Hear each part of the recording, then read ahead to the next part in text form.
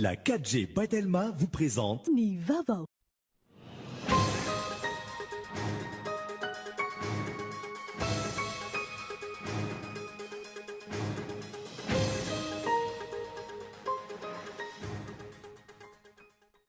Ny ampitelo indray ireo namony ainy vokatry ny valinaretina Covid-19 araka ny tatry ny CCO Covid-19 tamin'ity androany ity. Ny ampitelo amby folo sy roanjato ihany koa ireo tranga vaovao marina ka 770 amin'ireo dia eto amin'ny faritra Analamanga avokoa. Miverina amin'ny fihibohana tanteraka ny faritra Analamanga manomboka Rampitso ary ny taksi ireriany sisa no miasa fa misy ny fepetra tsy maintsy arahana. Miato ihany koa ny fampianarana araka ny tatry ny filan-kevitry minisitra Omaly. Nitrangana andro ratsy na hery Omaly tany Japon ka tsy latsaky ny 430 ireo namony ainy ary 420 no tsy hita popoka noho ny fisian'ny torandrano sy ny fiotsahan'ny tany tetezana tany toerana. Ny adidin'ireo arahanao afaka fotoana fohy.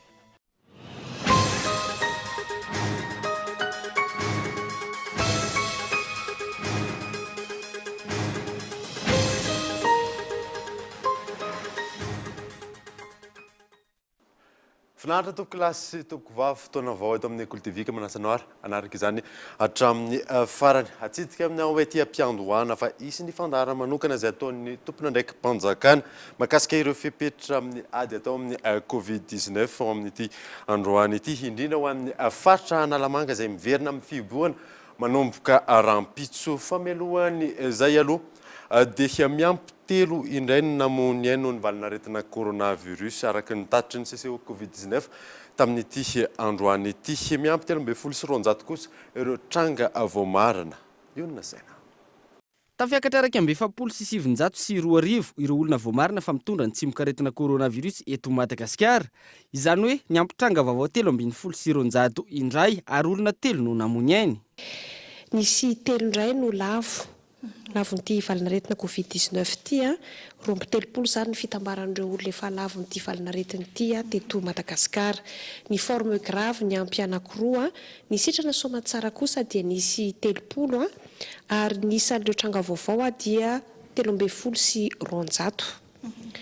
Zay aloha zany ny amin'ny ankapobeny ny taremarika ny ova dia toy izany koa ny fitambaran'ny testa vita hatramin'ny faefatra ny volana Jolay 2024 dia 305 sy 404 na 24 530. Mitsinjara toy izao ireo tranga vaovao miisa 320 sy 200 ireo. Ny 710 amin'izy ireo dia avy eto amin'ny faritra Analamanga, 7 avy any amin'ny faritra Vakinakaratra, 4 atao amin'ny faritra Atsinanana, 4 ihany koa tao amin'ny faritra Matsiatra Ambony. Miisa 330 ireo anatin'ny forme grave, izany hoe ny ampiro izany tamin'ity androany ity. Mitotaly ray sy 790 amin'izao fotoana izao ireo manaraka fitsaboana raha ny ampy 30 kosa ireo sitrana.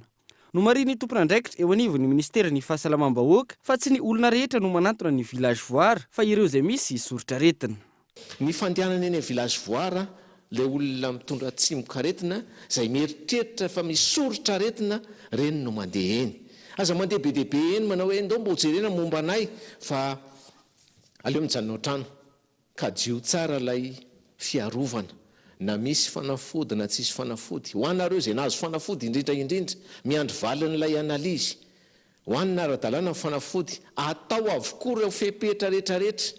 Efa nisy olona zany tao anatin'ilay hoe mivaly ilay test dia nahazo an'ilay valiny izy hoe positif dia vonina izy hiditra ao amin'ilay fitsaboana misy fanaraha-maso dia ny dikan'izany tsy tokony lahatra miaraka amin'ireo lay voanao test ireo lay positif hiditra ao amin'ilay ndeha ataontsika hoe fitsaboana araha-maso fa efa misy fanamariana zany hoe milahatra mitokana ry zareo dia misy eo mivavahady fotsiny izy no mitsangana dia misy tompona andraikitra ao amin'ilay fanaovana lay fitsaboana mandray azy eo ambavady mitondra azy any amin'ilay toerana. Araka izany misy ny lamina manokana eny amin'ny village voara Andotapenaka isoroana mety ho fifindran'ny aretina amin'ireo olona tonga eny an-toerana izay tsy voatery voan'ny coronavirus avokoa.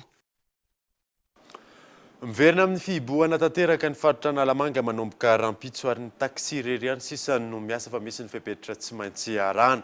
miato ihany koa ny fampianarana araky ny tatitry ny filan-kevitry ministra Omaly io nasay. Manoloana ny fiparihan'ny valanaretina coronavirus sy ny fitombony tany ireo olona mitondra ny otrikaretina eto Madagasikara, nandray fanapa-kevitra ny fitondram-panjakana taorian'ny ny filan-kevitry ny ministra izay notanterahana tamin'ny alalan'ny visioconférence Omaly.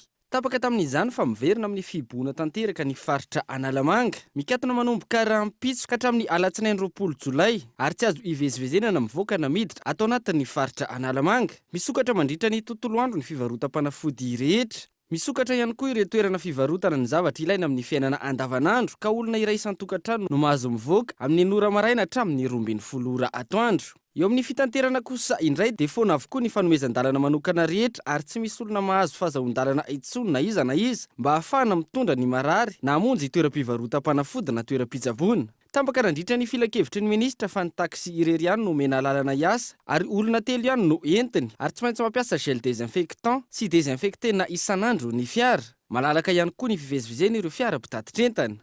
Eo amin'ny tontolon'ny fampianarana dia tapaka nandritra ity filan-kevitry ny ministra ity ihany koa fa miato avokoa ny fampianarana rehetra eto Analamanga, mikatona ny sekoly rehetra manerana ny faritra, ary lazaina amin'ny fotoana manaraka ireo daty anatanterahana ny fanadina-panjakana. Miatra avokoa ireo fepetra rehetra teo aloha ankoatra ity noraisina ity raha nitatitra hatrany.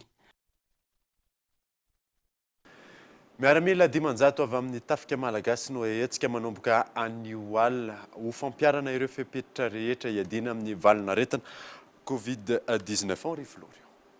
Tamin'ity androany ity no naparitaka tamin'ireo faritra maro samihafa atao anatin'ny faritany Analamanga, ireo mpitandro filaminana manodidina ny 500 isa avy amin'ny tafika malagasy hanatanteraka sy hampiatra ny fampanarahana ireo fepetra manoloana ny fiparitany valanaretina coronavirus amin'izao fotoana izao. Lafinasa telo samihafa no asa iandreketana izy ireo raha ny fanazavana. Nampiakarina eto zareo sy nisy fiofanana manokana ny raisiny. Karazany telo ny fiofanana ataony. Asa miaramila azy, intervention. Asa mavonjovoina azy, affaire civilo-militaire. Ary asa ndray raha sendra. Dia raha sendra hoe engane raha misy ny fahafatesana mihoatra dia afaka mandray andraikitra amin'izany izy ireo. Zay ny voalohany zay. Faharoa dia nakarina eto izy ireo satria misy fepetra tsy maintsy ho raisina eto amin'ny faritra Analamanga indrindra. Raha araky ny tena Andriamatoa général, secrétaire général, ministre ny filoham-pirenena teo, dia izy zany Tsipria mikasika ilay fanambarana Andriamatoa filoham-pirenena Omaly mikasika ny fiboana amin'ny ankapobeny. Faharoa, anampy antsika koa izy ireo amin'ny fanentanana maro samihafa natao hoe sensibilisation. Ary amin'ny fahatelo, raha sendra kosa amintsika mety misy tsy manara-dalàna natao hoe gestion démocratique des foules, dia mirotsaka avy hatrany izy ireo manampy ny tompona andraikitra ara-pilaminana eny an-kianja eny. Anampy amin'ny fampiarana ireo fepetra amin'ny fiboana koa izy ireto raha ny fanazavana hatrany. Ny tanjona zany dia mba anarahantsika an'izany ara-bakteny mba ampahomby ty ady ataontsika amin'ny coronavirus ity. Mizara zone telo zany faritra Analamanga fa tsy mandeha araky ny arrondissement. Raha mahentsika dia ny premier arrondissement sy ny 5e arrondissement efa zone rouge amintsika miteny zao. Dika zany tsy avelantsika hianaka antsony ny 2, 3 sy ny 4. Dika zany anjarantsika zany ny fanometanana na azy ireo ny arrondissement na ny tompona andrareka mba tsy hiparitaka zavatra. Rehefa tena kosa tsy azo ferana dia tsy maintsy miditra amin'ilay isolement de la zone isika. Zay zany ny fepetra tokony atao. Tsy miova ny fepetra mikasika ny fiboana fa ny fanatetarana azy no ilana reto andeha miaramila ireto. Iasa manomboka ny oala araka izany ireo tafika malagasy manodidina ny 500 isa ireto manoloana ny ady atao amin'ny fiparitahany valanaretina coronavirus. Tonga eto fotoana ny dokavatra isika aorianan'izay atatsika makasika ny ady atao amin'ny coronavirus eo ihany koa ny tsy fandriam-pahalemana any Tomasina any. Rehefa avy ary.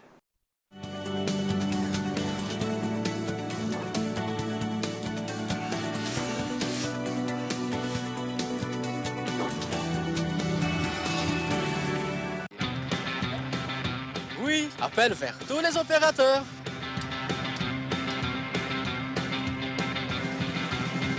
Oui, appel à l'international inclus. Oui, mes SMS, je ne les compte plus.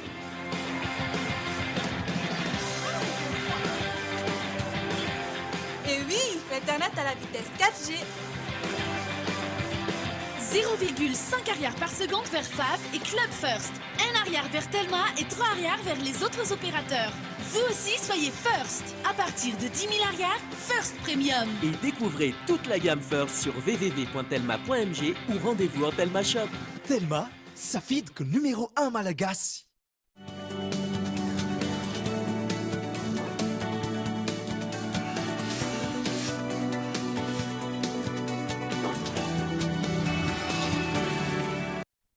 Veneto amin'ny fampalalam-baovao isika. Voatendry olony Madagasikara i Kalouza Philifstra faharoa avy amin'ny antoko lider fanilo araky ny fanapahana ny 3 Jolay lasa teo ny tenany arak'izany no andimby an'ny Emilie Zafindratovo izay olona nidosy ny fahafatesana ny 12 Jona lasa teo. Nanozatsika ny vaovao kosa indray miavitsy ny olona voan'ny coronavirus mitondra ny tsimikaretina coronavirus any Tomasina amin'izao fotoana izao araky ny taremarika ofisialy na izany azy ilaina hatrany ny fanarahana ireo fepetra maro fanadina.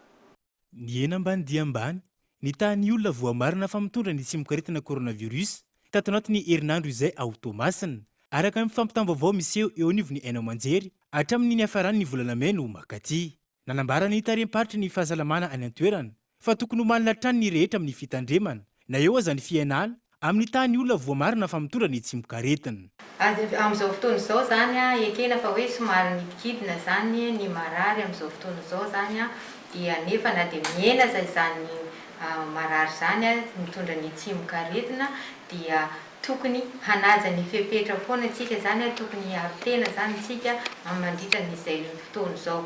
Ary anisan'izany ihany koa raha ohatra ka misy fambara zany naretina amintsika dia tokony hanatona ny tobim-pahasalamana isika fa tsy hijanona ny tokantrano satria arakaraka ny hipetrahano any tokantrano raha ohatra ka misy fambara naretina aminao dia miombo iny dia lasa mihasarotra ny fitsaboana. Fa noho izany zany dia manentana antsika zany raha vao misy fambarana aretina tsika moa manana tobim-pahasalamana eto na tobim-pahasalamana eo amin'ny fanjakana na tobim-pahasalamana privé na ireo hôpitaly be ireo na hôpitaly manara-penitra dia afaka antonitsika rehefa misy tsy azoazo amin'ny tenantsika. Nanamafy ireo tompon'andraikitra fa mitohy isan'andro ihany ireo fitiliana ho an'ireo olona mampiseho na tsy ny sotrotra aretina ka tonga manatona ny tobim-pahasalamana manerana ny tampon-tanàna ny Tomasina. Misy ny fitiliana haingana ka adiny ray aorian'ny fitiliana ihany no mivaly amin'ny fampiasana ilay fitaovana antsoina hoe Zenexpert. Ireo olona ahitana ny soratra aretina ihany hatreto no ampiasana ity fitaovana ity any Tomasina. Adiny 4 kosa no fantatra ny valin'ny TDR eny amin'ny laboratoire mobile. Misy ihany koa ankilany ny fandraisana ireo olona liana tia fantatra ny toe-pahasalamana malona ny fiparitahan'ny valinaretina coronavirus amin'ny alalan'ny fanaovana fitiliana an-tsitrapo na mbola tsy mampiseho ny soratra aretina aza izy ireo. Tokony ho malina hatrany araka izany ny tsirairay malona ity fiparitahan'ny valinaretina coronavirus ity.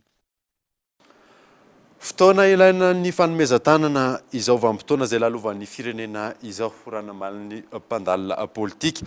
Tsy fotoana ny fanomezan-tsiny intsony ihany koa raha ny fanazavana hatrany Flora. Iaraha mahalala mitombo isa ireo olona voamarina fa mitondra ny tsimikaretina coronavirus eto amintsika amin'izao fotoana izao. Miroso amin'ny ezaka rehetra ny fitondram-panjakana ho fiatrehana izany amin'ny alalan'ireo hetsika maro samihafa. Raha ny nambaran'ireo mpandinika politika nanaovana fanadihadiana tsy fotoana ny fanomezan-tsiny intsony izao fa fotoana iaraha mientana maloana ny ady iraisana. Dia tiako ny misintona sy miantso atsika mpanao politika hanambatra ny hery isika ka hiady amin'ny tena fahavalo tena izy dia ity areto mandozy ity. Satria ny mpanao politika ane ao anatin'ny andraikitra saniny dia manabe vahoaka. Ny fanabeazana ny vahoaka tokony ataontsika amin'izao dia ny fanentanana ny vahoaka amin'ireo torohevitra fototra sy toromarika fototra hoentina miady amin'ny coronavirus. Zany andraikitra zany tokony niraisintsika. Ary raha misy koa ny fiaraha-miasa izay anoloran'ny fitondram-panjakana tanana dia tokony tsy salasala isika satria na ny pombany na ny mpanohatra dia samy voan'ny coronavirus daholo ary ny vahoaka malagasy zany na ny fidy na ny tsy mifidy dia samy voan'ny coronavirus daholo. Koa mameriny etoana ihany atsaharo ny adila politika fandaotsika hifanomezan-tanana ho amin'ny tombotsoa iombonana. Zany hoe mila fomba fijery vaovao zany isika hiatrehana izao coronavirus izao. Araka ny fantatra nandritra ny filan-kevitry ny ministra Omaly miverina ao anatin'ny fihiboana tanteraka ny faritra Analamanga manomboka ny andron'ny Rapitso manoloana ny firongatry ny valinaretina coronavirus ity. Lafa mavao hafa kosa indray jolahy miisa 5 indray no saran'ny polisy avy amin'ny FIP ao Tomasina tamin'ity androany ity. Ireto jolahy ireto izay mpampiorora sy mpamakitrano eny anivon'ny Fokotany eny Fanadina. Manao toy ivaka na tatoato ny tsy fandrepalemana ao atapon-tanàna ny Tomasina ao. Androany maraina, jolahy miisa 5 mirongo fitaovam-pamonoana sy fitaovana famakiana trano no sarony Andro Masimpokon'olona sy ny FIP tao Tomasina. Mirongatra ny tsy fandrepalemana amin'ny endriny maro samihafa toy ny vakitrano sy ny fakana-kery ny fitaovana ao an-trano, alatra biby fiompy, daroka sy fandrahonana ho faty. Ireo no isan'ny tsy fandrepalemana iainan'ny mponina isan-kalina. Saika ainoana vakitrano an-trany isaky ny maraina eny anivon'ny fokotany maro samihafa. Lasibatra ny mponina tao amin'ny fokotany manodidina ny Tanamboveriry, Betainomby, Ambohijanahary ary Ambovory. Tsy misy mahareny fidiran-reto olon-dratsy ireto ao an-trano, fa dia trerona sy fandrahonana ho faty no manaitra ny tompo-trano ao anatin'ny torimasona. Omaly alina, naterin'ireo Andro Masimpokon'olona avy amin'ireo fokotany voatanisa ireo tao amin'ny tobin'ny FIP tao Tanamboveriry. Lehilahy iray sarona teo ampanaovana ny asa ratsiny, nandray ny andraiky ny mpitandro ny filaminana. Taorian'izay, nanambara ny anaran'ireo namany avy hatrany ity lehilahy tratehaka ity sy ny toerana misy ireo mpiara-miasa aminy. Nataony fisafonana ka sarona ny maraina teo ihany ny ampahany tamin'ireo andian-jolahy izay mpampiororo ny mponina any amin'ny faritriny. Tonga teto aminay zany ny Andro Masimpokon'olona maromaro. Mitondra mpangalatra anankiray, mpamaky trano izy io. Le manao satroka maitsomaitso io. Rehefa nahita an'izany, zahay tato amin'ny polisy dia nandeha zany nanao ny fisamborana ireo namany rehetra. Azo tamin'izany koa ireo namany efatra ambin'ireo. Ireo zany dia anisany ireo le mpamaky trano manodidina ny Tanamboveriry sy iny manodidina ny Tsaronenana sy manodidina ny toerana rehetrarehetra manakaiky ny Tsaronenana sy Veriry iny. Il raiky alatratra ny Andro Masimpokon'olona tamin'ny 11/21/73. Nateriny zareo teto zany dia nanaraka hatramin'ny farany amin'izay zahay polisy dia tratra ireo ambin'ireo. Ireo zany dia ekipa ihany koa zany zay fongatra androany. Zareo dolo zany natratrarina fitaovanareo sy ireo entana alatra tsisy taratasy tsisy rehetra dia nanao ny fisamborana izay. Ampahany amin'ireo andian-jolahy mpamaky trano any amin'ny faritriny ihany izao sarony mpitandro ny filaminana izao araka ny nambaran'ireo mponina any an-toerana. Betsaka no miorooro manoloana izao trangana tsy fandrepalemana izao. Manay mafy ny amin'ny mety ho valifaty izay ataon'ireo olon-dratsy ny vahoaka aoriany ny fahafahany avy any am-ponja. Maresaka iraisam-pirenena nitrangana andro ratsy mahery vaika omaly tany Japon ka tsy latsaky ny 430 ireo namony ainy ary 410 tsy tapopoka noho ny fiotsahan'ny tany sy trano ary tetezana tany amin'ny toerany fanidina. Miteraka tondran-drano goavana ny fisian'ny andro ratsy mahery vaika omaly tany Kumamoto Japon. Trano tetezana fiara maro no rava sy lasan'ny rano tamin'izany. Rano tatitra atreto tsy latsaky ny 430 ireo maty ary 410 no tsy tapopoka. Androany manodidina ny 4 ireo polisy mpamonjy vona garde côte ary miaramila no manao ny ainy tsy ho zavatra mikaroka ireo mbola mety ho avitra tamin'izay loza izay. Nanambara ihany koa ny tompona andraikitra fa ny manavitra no tena zava-dehibe ary mila fihezina ihany koa ny fiparitany coronavirus any an-toerana ho an'ireo olona izay tsy maintsy miara ny trano fonena noho ny loza. Atsidika aminao ety ampamaranana fa isy ny fandaharana manokana izay ataon'ny tompona ndraiky mpanjakana mahakasika ireo fepetra amin'ny ady atao amin'ny Covid-19 ao amin'ity androany ity fa rehefa vonona ny sary dia tonga dia ho alatsatsika eo ihany fa izay no mamarina ny vaovao tamin'ity androany ity ankasanao nanaraka izany soafa tsara atao.